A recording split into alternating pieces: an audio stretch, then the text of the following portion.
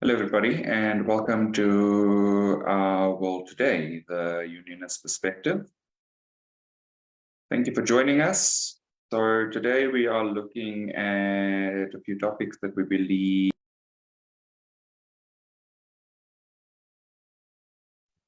Oops, we lost Granville for a minute there. I'm sure he'll log back. So yeah, it was just like same presentation. Hello, everybody. Hope you're doing well. And yeah, welcome to our lives. And Granville is back. Granville, can you hear us? The joys of going live. Got it. Sorry, guys. So for some odd reason, my fiber is glitchy today. Okay. So yeah, thank you for joining us. So as I was saying, we're looking at a few topics that we believe were topical this week and that allow us to share the unionist perspective with you. So, and also we'd like to invite you to please share your perspective with us in the comments so that we can engage with you as well. So please feel free to share your comments as we go along and to also ask any questions that you might have in relation to our topics. So I'd like to open it up to the team and check in with everybody what you believe is the first topic for discussion today.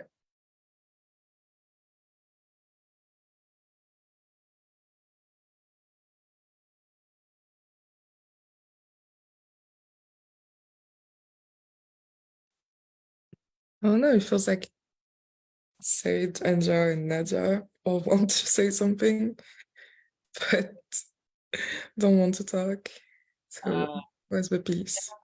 I was thinking we could start with the Cuba story, since we had a viewer comment that they wanted to hear about Cuba, and I came across that article about the wildfires happening currently in Cuba, and they're also going through a very hard economic time.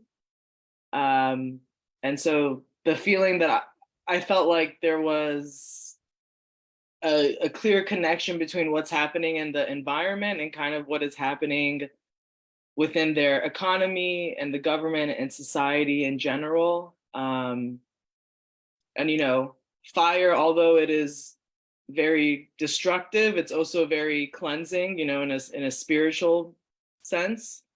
So I don't know how you guys feel about it, but I kind of feel like maybe Cuba's getting to a place where it's like, once again, I get that feeling of like reckoning, like something is coming to a head, like it's reached this plateau, it's no longer sustainable.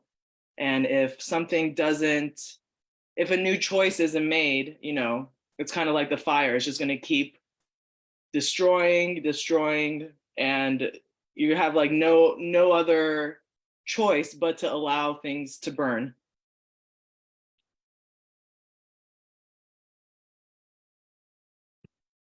Yeah, I was feeling kind of the same, wanted to talk about Cuba a little bit. But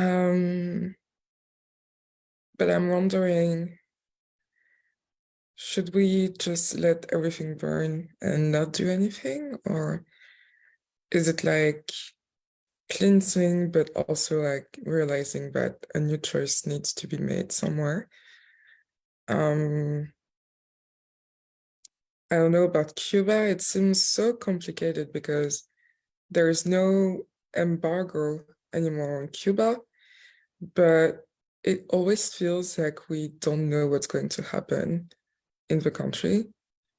And it seems, I don't know, it seems so wealthy in some areas and so having so many difficulties in other areas. I know that rice and bread and milk have been on the high hand of prices for like a few years, but it's like, I don't know, like we don't really know is what I mean. Like we we know the economy is like not so good, but we don't really know a lot about it. And I'm wondering if, according to what we know about the teachings of union and how we manifest disease and crisis according to our spiritual choices, I'm wondering if Cuba is not experiencing being so isolated that it's some part of the economy are kind of falling apart. Because if we knew, like maybe if they were more integrated into this global system that we have, we may have been able to feel more integrated into a consciousness of it and help heal them. So I don't know if it's the new choice that we need to make, but I think it's worth discussing. What do you guys feel about like spirituality in this place and like the choices of a whole country and economy? I definitely agree with you. I feel like there is a sort of isolation energy around Cuba. You know, you don't, because it's true, like we don't really know exactly what is going on in the country. Like, I mean, you hear like random stories about like this fire or, you know, Fidel Castro related things, but there definitely seems to be like this hiding sort of energy around that country.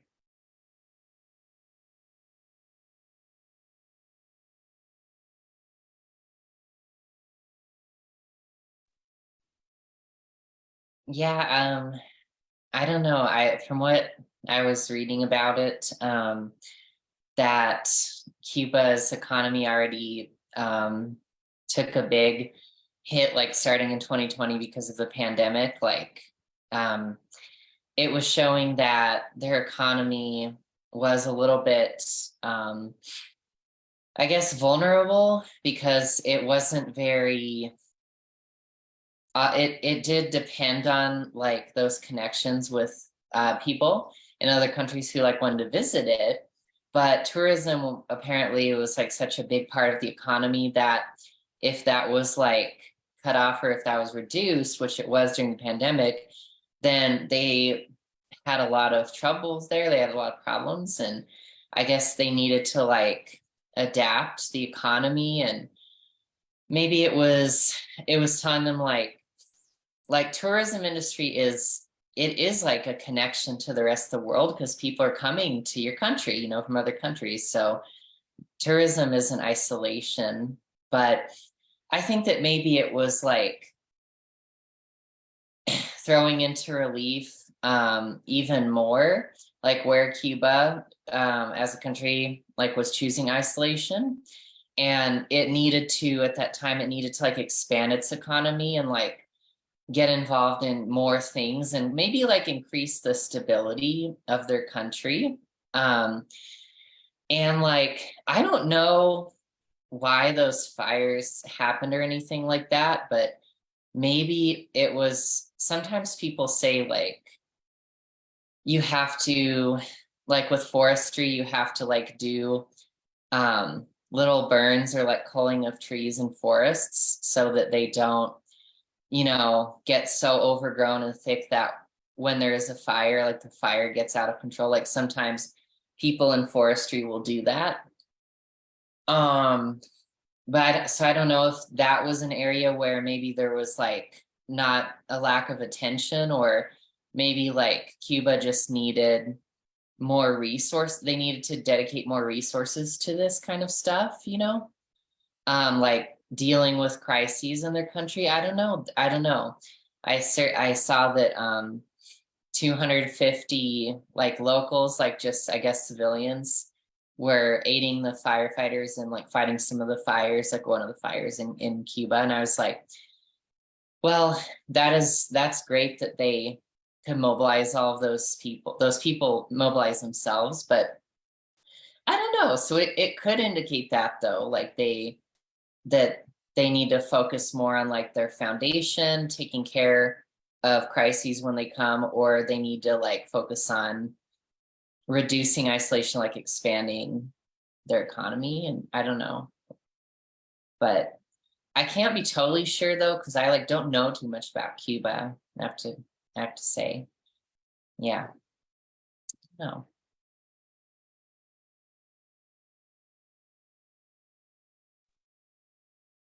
I feel like what you were saying, Sage, about their isolation, there's a part to that, but also their dependency on outside source. I think systematically there's been so many system failures within Cuba, not just their own internal resources to provide for their people, but also how they go about their economy. And this fire is kind of telling that like everything is kind of like coming into a crash that needs to be, like you said, a new choice. Because there's so many, the way I see it, leaking holes going everywhere. And now that this fire is coming, it's showing that you guys gotta look at all the leaking holes. And of course, not only expanding so that they're not in isolation, but not seeing outsiders as their source. So that's how I feel about that.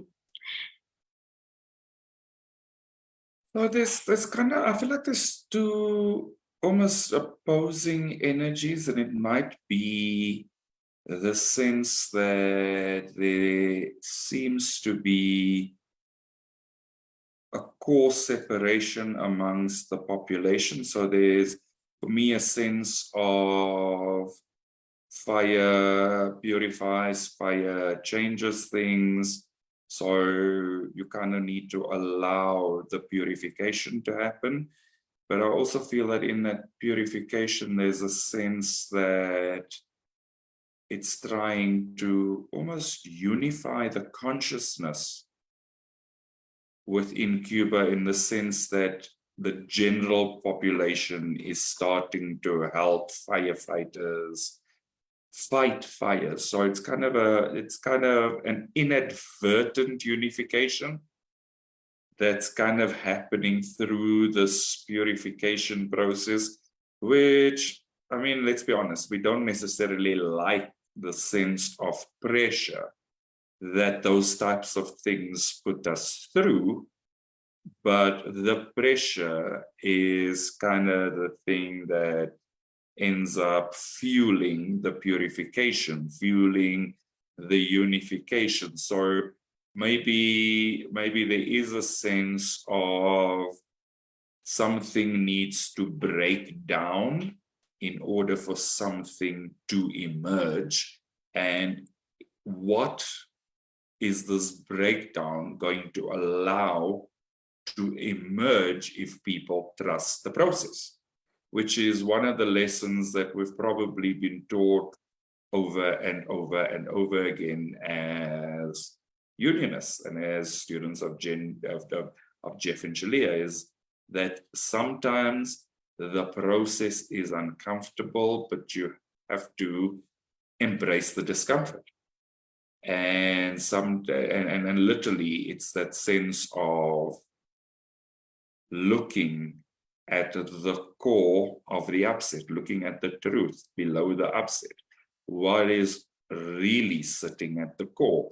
And is the core of the Cuban populace not calling for unification? But in order for the unification to happen, they kind of need to literally do the fire walk through the fire to re-emerge as renewed.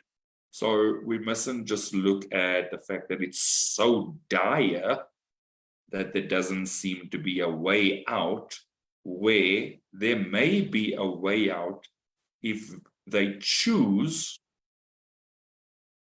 to heal the sense of separation in this process, and not to see the fire as a bad thing, but as Andia mentioned, more a purifying thing. Yes, obviously we don't advocate for countries burning down, but at the same time, at all times, life gives you what you're asking for. It may not come in the form that we assume it's going to come, but you get what you need at the time when you need it. And it's for you to unpack what is the gift, what is the lesson, what is the growth, what is it teaching me, what can I learn from here, as opposed to allowing the circumstance to debilitate you. So I feel like there's many angles, but the core of it is, I feel like there's a level of purification, and sometimes that purification is hell of and uncomfortable. But you also know that once you've gone through that cycle, you literally emerge in a much healthier, probably quite transformed state to what happened when you actually walked into the dark forest or into the overshadowed burning place. So yeah, you know, there's kind of two things. So is it karmic retribution for having taken on the energy of the suppressor in certain instances, or is it a purification process? And we need to kind of feel into those two spaces to understand what is really happening. Because, I mean, you know, the fact of the matter is, it's going to feel like a shitload of things are going wrong and breaking down. But we also know that there's generally a breakthrough after all of that breakdown. Yeah, I think that I feel like the karma, like maybe it being like, I wouldn't say karmic retribution, but it's like something coming back to the country, and it is purification. But you know, Isaiah and I were watching a class last night that talked about this like perfectly, and Jeff and Shaleia were sharing about karma, because some of the students in the class in Twin Flame Ascension School were asking about it, and they were like, I don't remember the question, but basically they were saying an example of negative karma is, so there was somebody they were mentioning who was like really famous in a past life and was literal royalty, but was really like messing up her energy and the public image that she displayed and everything with her promiscuity, basically, and like unfaithfulness. And so in the next life, she came back and reincarnated into a middle-class family, you know, that kind of position. Because the thing about it wasn't like Jeff was saying, like, don't see negative karma as a bad thing. Just see it as a refocusing toward what you need to focus on, right? So instead of this particular person being this like world famous person, like fame fuels everything in your life. So everything gets amplified, and wealth does that. So if she comes back like an unknown middle-class person, you know, her energy can calm down and she can focus on healing that stuff, you know. And in fact, like, it brought her to our community, and she ended up finding her twin flame even before that. So, you know, it was actually a good thing for her if you embrace it and you learn the lessons from it. If you don't, then obviously it just looks like a bad thing, and you can see it as being like something, you know, like you give bad and you get bad. Like it's like an eye for an eye, but it's actually not that, you know. Mm-hmm. So I just wanted to mention that. So yeah, maybe that is like what Cuba's going through, so they can focus more on. It feels like focusing on unity and kind of recovering from dictatorship, kind of, because like it's like saying maybe like we have like a lot of unmet needs in this country and more voices need to be heard or something. I don't know. That's I what I agree because I feel like the influence of the dictatorship is not that far away. So obviously we know that countries take a lot of time to like weed out some patterns. So it's okay if they're in the recovering phases. What I'm wondering is if they are actually taking the steps to making this new choice. I really like what you both said, the elements that you brought. I do think like it was basically it's a mix of circumstances that leads Cuba to this place right now, like the economy that focused on tourism in the Caribbean, like environmental crisis, and the fact that there are more forest fires literally everywhere, and also their own economy and their own past choices. And that all reflects like their karmic patterns. And that's all right. It doesn't mean that it's negative. Like, obviously, it's for purifying.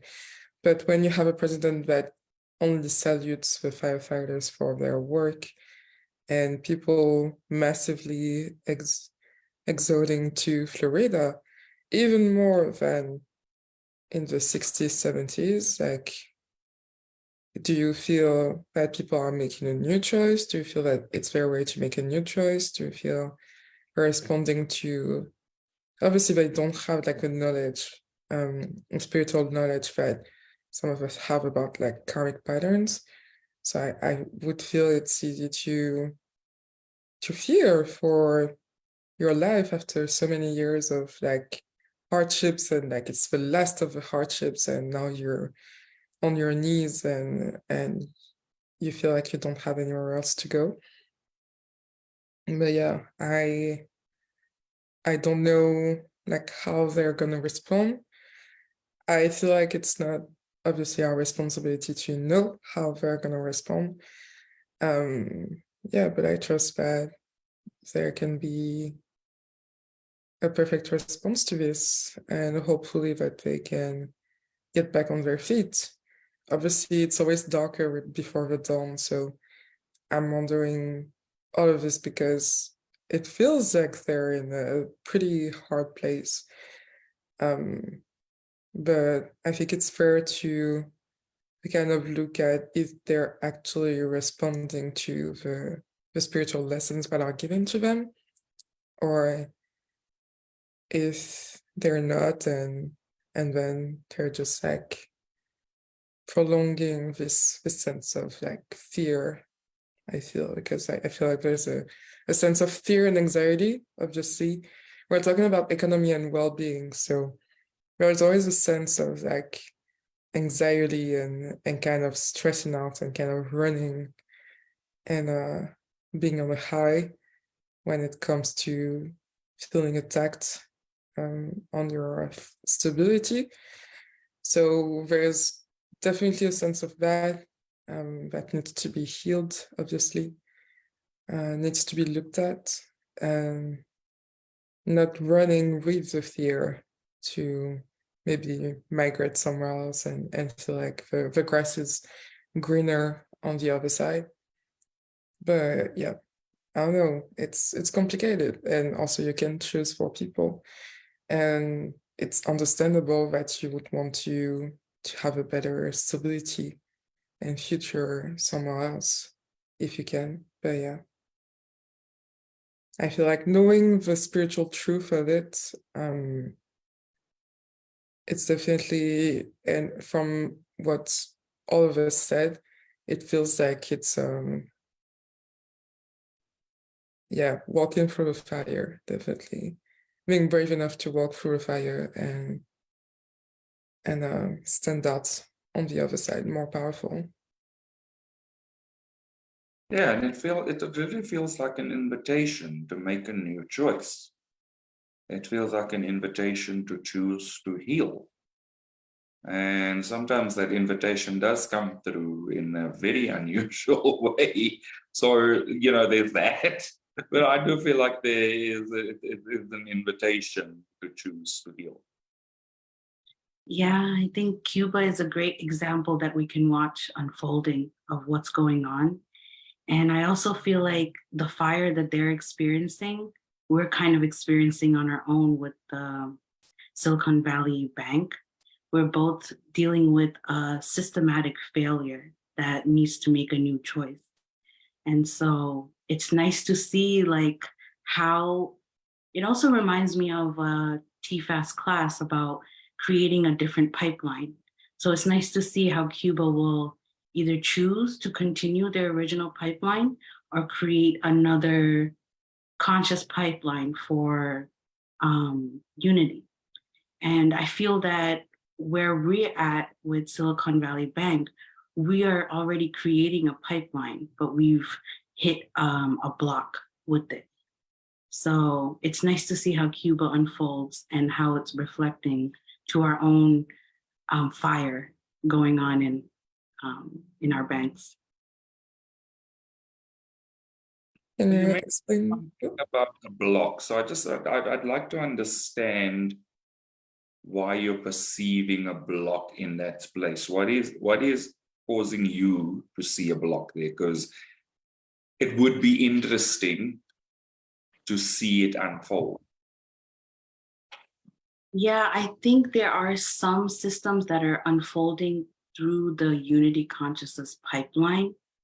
And I think it's also a great opportunity for those who are economically literate to know that this is a great opportunity for them financially. Like from my own experience as working in the housing industry, those who invest, this is the greatest time to invest because banks want you to get a mortgage. There are in dire need of people to get a mortgage so that they can be stabilized. So in a way, this kind of is going through that unity conscious pipeline, but that block comes from the system of not having like regulations when it comes to small businesses getting money out from the banks, and are they secure enough to fund those small businesses? And what is the system that should be unfolding once that fails? I feel just the government stopping that bank to stop the domino effect of other banks losing their credentials is a step in the right direction, but not completely. Like this shouldn't have happened to the extent that it did. There was definitely a faulty leak on the pipeline that they were making. So that's how I see it as a block. There was something that was overlooked on the system. Okay, that makes sense. So basically, like, it's a great time to invest, is what you're saying, especially on the housing market. But because of Silicon Valley Bank, people are afraid to invest, is about it. And so they're withholding their goods and where like consciousness is calling them to invest. That makes sense. But also from what we've seen this week, it's good that the government is doing everything to stop that block from spreading and trying to heal it on a financial level, instead of it blowing out into a full crisis. I think like we've learned some things from the last 15 years. That feels good. But the Silicon Valley Bank did go all the way into investing even when the signs were starting to blink red. And then they tried to sell the bank and angered the investors even more before ever trying to communicate with them. So they stayed into a financial position that wasn't good for them anymore. And that bad choices that leaked onto others that didn't necessarily chose that bad choice, or maybe unconsciously chose that bad choice. So there's a question, obviously, like government regulation, they're trying to get better at it, and that feels good. But shouldn't there be a responsibility from everyone trying to create a bank to say like, when is it time to listen to the science? Because they really didn't listen. Which is kind of surprising in 2023 that you wouldn't listen to the red signs blinking all over your board, seeing the red sign blinking. In times where crises are like so easily created. And yeah, I don't know. So isn't that if we're trying to draw a parallel there, isn't that Silicon Valley's bank trying to ignore the new choice that they needed to make, even though in this case, they knew there was a spiritual lesson and they knew they needed to listen and make a new choice. I'm just wondering, because that's something that could have been avoided on that small bank investments rate, at a small level, I would say. But obviously we're not knowing all the signs, all the steps of what happened, but from what was heard, it could have been easily avoidable. And I feel like we've talked so many times about this month and the past about catastrophes that could have been so easily avoidable instead of bleeding all over the society afterwards when the disaster had already happened. So yeah, just an open question, but it does feel like, I don't know what's the right response. Trusting people to have more responsibility there, and obviously after 15 years we still see a crisis like this, or having more like government responsibility into there, and wanting them to manage even more like the finances of people or the finances of a bank in order to stop like bleeding. I don't know what's the right response, but yeah, that's what I felt about it. I'm not sure what the right response is either, but I feel like fear on both sides fueled a lot of the actions. From the people drawing their deposits out of the bank that caused even a greater catastrophe, to not communicating also seems like a sign of fear, that like they kind of ran with that fear instead of stopping it before this even had to have reached. So yeah, I feel like fear. So like I have a feeling that it's almost a dual energy at play, and I feel like one of them is definitely the fear that you're talking to, but I feel like it's a fear of asking for help. And the second one I feel is a sense of putting yourself in a position where the assumption is that you know what to do in the situation. And those two things for me tend to be why there's an energy of hiding. So the fear of asking for help will stop somebody from saying, hey, something's going wrong. Hey, help me here. Hey, is there another way? And then the other sense is, if you appear not to know what you're doing, are you then losing trust? And in a banking system, can you afford to lose trust? So it's kind of, again, it's a delicate balance, because you are required from a banking point of view to set financial conditions and things like that. You're also quite you're meant to align to regulatory bodies, to Federal Reserve banks, to reserve banks in the country, and those kind of things. So you're not quite in control of fiscal policy and that kind of stuff. And so it's great that you are in the space of funding startups and small businesses, but do you really know how to do it? Do you have the know-how? And the minute that your investors start to perceive you as not having the know-how, how much trust capital do you actually lose? Because you are really playing a game of trust. You are expecting your investors to trust that you know how to manage that capital well enough to give them returns. So when you start to ask for help, do you then lose the trust capital that you've built up? I think that that's the misperception, is that you're less trustworthy if you expose the fact that you maybe don't know what you're doing or that you need to ask for help. But you're actually more trustworthy then, because that's wisdom to ask for help. And yeah, and I don't know what that would have been for them, as them being a bank, because I have no idea.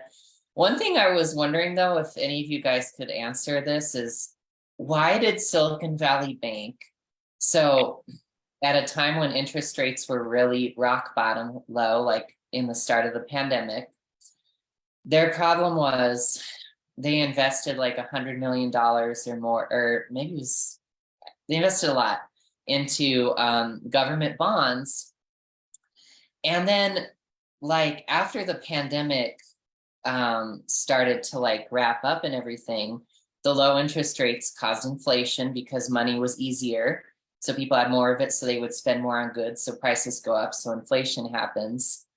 And then the Federal Reserve raised the interest rates really high because they say, we want to stop this from getting out of control.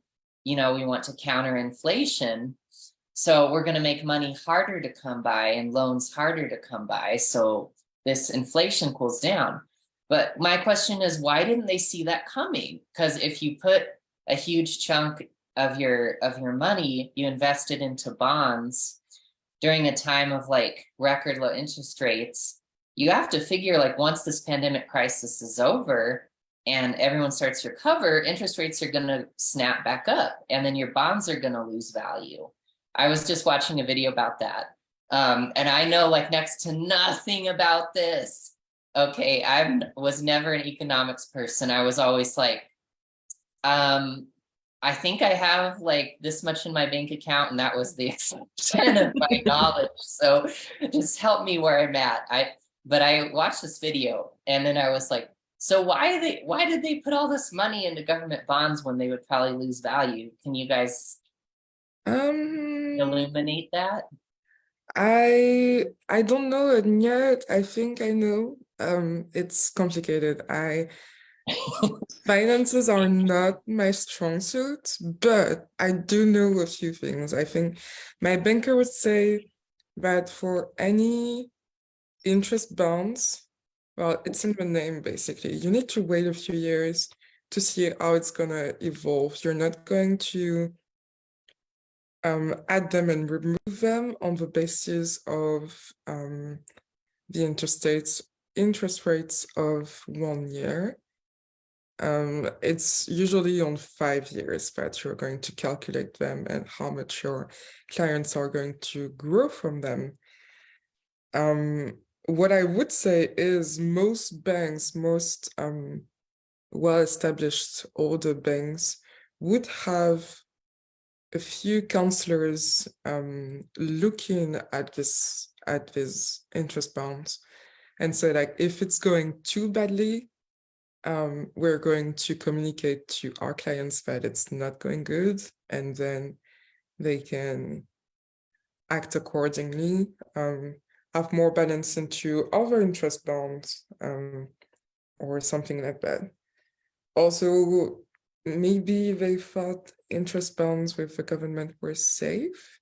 Sometimes you put your investments in a safe bet and a risky bet, so that your clients have kind of a balanced balanced interest well. And then that's about all that I know about it. I don't want to go into too much details. I think we might lose some people, but it feels like, yeah, it was a bad decision all over, but I think it could have been avoided with like more communication. Basically what Nadia and Granville said, like it's not about hiding, and I've been through that too, like not communicating when it feels bad and feeling like I should be the expert and maybe not ask for help until it's over. But it felt like they should have communicated more with the government, with their clients, with experts on finances, with basically everyone, and they didn't. Or maybe they were overconfident, which is another problem. But yeah, you can't really like always forecast how it's going to go, especially for risky interest. But you do have some charts and some experts looking at the thing. And so if you're trying to hide, you're also not seeing what you need to see. That's just what I want to say. Yeah, so the one thing about bonds is that it is generally a much longer term investment. So even 5 years is too short to really understand the yield. And the yield, when we talk about yield, we're basically talking about your gain from having allowed your interest to compound itself. And interest can really only compound itself over a longer period. So even getting out of it within the 5-year period would automatically result in losses. It's kind of one of those things that you go into it knowing I'm not going to be able to touch this for 10 years or 15 years or 20 years. You can't play a short-term money-moving game with something like bonds because they are meant to be so much more securitizable over the long period. So I think that's where it becomes tricky, because anybody can claim to be an investor, but you kind of need to remember that you don't want to shave the skin that you have in the game too quickly. So you kind of need to be in it for the long haul. It's really about long haul investments versus shorter term returns. You're not going to get a short term return on a bond. And that's kind of my layman's rudimentary understanding. But just remember, it's a long term thing. It can't be short term. 5 years under investment circumstances is a short term thing. 5 years is really short term for interests. It's weird. It's not weird. It's a system. It's a whole system. So yeah, it's complicated. And I think many people don't really understand that, or maybe don't understand how risky it is to put savings and interest sometimes. But it's part of the financial systems, I guess. I don't know. Yeah, I'm still learning about financial literacy, but the way I feel, they started this bank as what I should do as a bank starter kit. And they did all the steps of the starter kit thinking that they would be abundantly profit because of the way the economy was when they started. And I don't think anyone could tell them what their trajectory would be in 2 years, in 5 years. But it also takes a very detail-oriented, keen person in your bank to look at these trajectories, which they maybe didn't have. They might not have that kind of person to give them the warning signs that, look, you're not headed in the right direction, or things are looking pretty bad. Maybe they're so small, such like a startup energy, but they maybe didn't invest in this kinds of experts. Yeah. Yeah. Yeah, but you have to understand also that's when we go back to responsibility, you have to understand that as a bank, you need to have a basis. And it's like you need to have this like really good experts and team and support with you. Otherwise, it's not going to go well, because even when you know how to do banking, there's always this risk. So you really need to have support. Kind of like the twin flame journey, I guess. It's like you need constant support. You can't do it alone. That's so funny how we see these hidings and doing it alone parallels with Cuba and the bank. It's really interesting. But I feel the whole world is like learning how to manage being together, having communication, having unity Mhm. in a way that makes sense. It's not because you built your startup and that you're your own CEO that you don't need other people. You're really always playing with other people. Mhm. And I like what you said about having your bases covered. And like maybe they didn't have their bases covered, but they could have continued to build on that so that they make sure that all of their bases are covered, which they clearly didn't do. And the same with Cuba, to make sure that all of their systematic bases are covered, which hasn't been. So.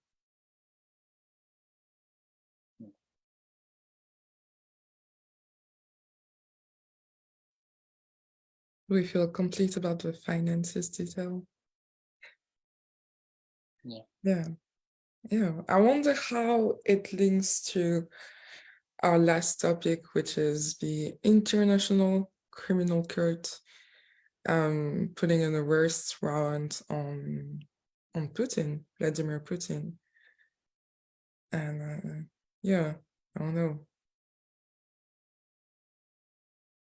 Yeah, they just put an arrest warrant on Vladimir Putin, which doesn't mean that he's going to be arrested just yet, but it does undermine his credibility even more when having negotiation with the rest of Europe, for example. And yeah, also I just discovered that he had this warrant because there's child trafficking and transfer into this war. So even more like crimes against humanity that we thought there would be. And yeah, I really don't know how it's gonna go. So I feel like asking you guys, how do you feel about it? Just for clarity, because when you say child trafficking, that sounds very different to what the charge read as. So it was the transfer of children from a war-affected area into the Russian Federation. That doesn't speak to the same thing as child no. trafficking. Maybe it's not the same word. It's not. Okay. Because I think there's a very strong different connotation to child trafficking. Yeah, definitely. Yeah.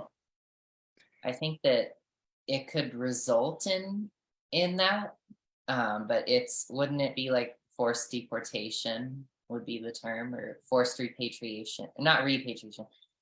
I don't know. Deportation, yes, but yeah. I would say forced removals, and it's not necessarily a deportation thing. Oh, that's true. And it might actually be that these kids are being moved so that they will become younger trained soldiers. Because remember, there were at one stage we did discuss that the people of Russia were no longer enlisting in his army. Yeah, that does seem like a really just it doesn't seem like a very intelligent thing to do, though, I have to tell, because it doesn't really make sense to be like, I will try to forcibly remove people from the country that I'm attacking, and then recruit those people to attack the country I took them from. You know, it seems like a really bad, unintelligent move. Was that what he was after? Well, I don't think it's done We a lot accuse of- him of having done really intelligent things. exactly that's what I was saying. Yeah, I know. He hasn't been doing many intelligent moves overall. It feels like a crazy person. Oh no, we're going back to what we said like a year before. It feels like a crazy person that doesn't really care how their actions are viewed. Yeah. It's just doing it. It's no, there's disregard to the things that anyone has to say about how it's doing it, and that's just it. I don't think there's any intelligence or reflection behind like the consequences that it's gonna cause to other people. It's always for his actions right now. Yeah. That's So crazy. here's a question, and it might sound left field. So we, on the surface of it, look at it as not a very intelligent choice. But if you considered the strategic core of it, it might be very ill-conceived and unwarranted, but it is very calculated in terms of ensuring that the cycle of warfare continues to be fueled, because you are perpetrating what would generally be seen as human rights abuses, which is going to make people constantly want to retaliate, but it's also going to make people constantly aware of you. Ill-conceived and unwarranted as it may be, you have the press and the propaganda that you want, even if it's negative press. So in that sense, I have a feeling that our perception of a crazy person may just be the makings of a very, very calculated person, albeit that they don't care about the consequences. Their actions are very considered and very calculated. This is pure maneuvering, and it has at its core a purpose. And we need to kind of understand or consider the purpose, to consider that it's not the movement or maneuvering of an unintelligent person. Yeah, I feel like it's a disregard to and a non-intelligent move in the sense of what we know as a democratic global system, but not necessarily when you're alone doing your own things, which is like kind of the other side of the spectrum, or the beginning of a pattern of what we've seen for the last two topics. So yeah, it was crazy for us because we're in the center of that system, we work in that system, and we understand that system and how relationships are important. But for someone who doesn't care about relationships, that might just make sense. Yeah. And the other thing too, like when it comes to not doing things alone in international cooperation, is that, so with the arrest warrant, in every country that like signed the International Criminal Court's, you know, a charter, whatever agreement, if Putin visited that country, you know, he would be arrested. But if he's now, so basically he's restricted to just visiting countries that aren't signatories. And those countries are mainly just like dictatorships that, you know, wouldn't want that basically, because they wouldn't want their people to, you know, like be charged with war crimes, and then they'd have to like cooperate with the International Criminal Court and hand them over. But one interesting thing that this brings up, if not like Putin being arrested, is that to my knowledge, I think like the US isn't a signatory of the International Criminal Court. And it's not like Vladimir Putin would like be going over to the US or anything at any point, probably ever. But it kind of brings up like, why isn't the US a signatory? You know what I mean? Because if you're not signing it, you're basically saying, I don't want any of my citizens who may violate human rights or something to be prosecuted by that. So I was like, wow, that's really interesting. I have forgotten about that, you know, so maybe it like brings that into focus too. But I just wanted to put that as a side note, because it doesn't really do anything except like further cement that Putin has the status as like a pariah and like a criminal in the world, basically. But I don't know. Yeah. Wow, that's really interesting. I didn't know that. And that feels like hiding to me, like not having like a distinctive yes or no to what they decide for Putin, and just, you know, kind of going in the background and not giving their decision on what they want from that. So, wow, very interesting. So we have many international organizations like the ICC. The problem is that you're not obligated to be to believe in the relevance of that organization as a country, but maybe US not doing that is them wanting to do it alone, like they'll be judged in our own courts. And so we've had that problem of relevance for all the international organizations for years, because it's not just the United Nations. Sorry, English. But like if people don't believe and put energy in it, it's not going to move forward either. So yeah, that's just food for thought. Relevancy or not, if you're not putting energy into there, obviously it's going to stand back and not have many powers. Well, also, if you're not standing against it, if you're not actively standing against it, you're inadvertently agreeing with it. And I think that's one of the things that we need to remember about choice, is that the choice not to act is a choice. The choice not to participate is a choice. So, having said that, thank you everybody for today's conversation. Thank you to everybody who's joined us in following the conversation today.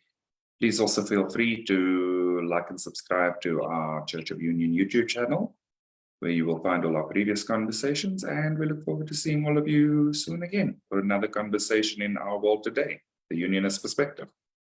Thank you, everybody. Bye-bye. Bye. Bye.